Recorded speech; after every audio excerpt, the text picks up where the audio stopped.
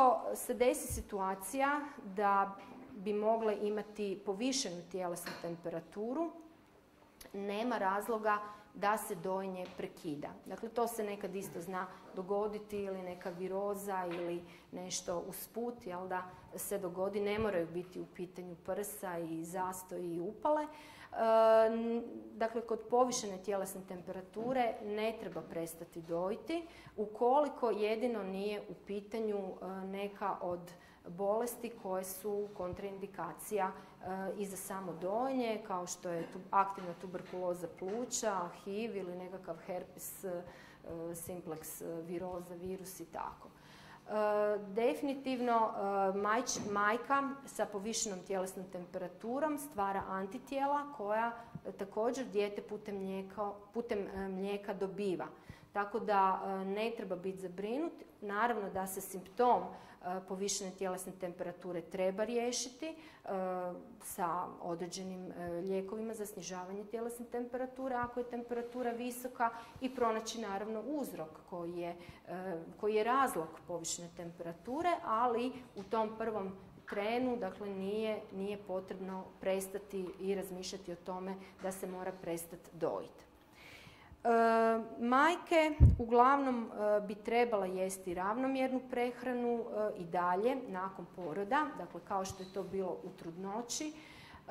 Znam da su savjeti nekada prije bili da se ne smije puno toga jesti, ali da se mora jako paziti na to što se jede za vrijeme dojenja, no međutim stavovi najnoviji znanstveno potvrđeni i dokazani jesu da majke mogu jesti hranu svu koja njima odgovara i paše.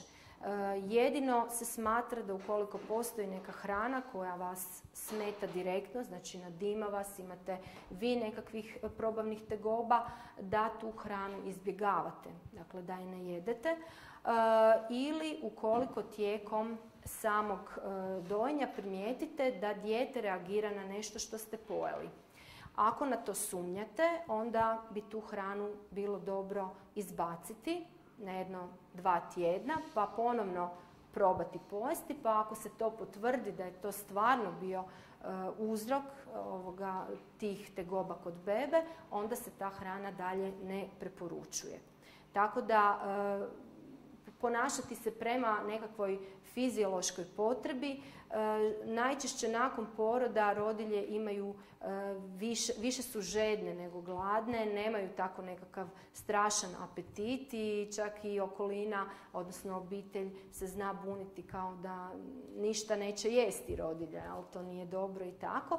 No međutim, to je u onim prvim danima nakon poroda, ali jasno balansirati tu prehranu na način, dakle, da se dovoljno uzima i voća i povrća i svih tih sezonskih namirnica koje su aktualne, jel da, u tom periodu, uz dodatak ako ste prije poroda koristile neke suplemente, vitamina i minerala, to se može i dalje uzimati za vrijeme dojenja. Dakle, možete si to i dalje uzimati kao dodatak prehrani.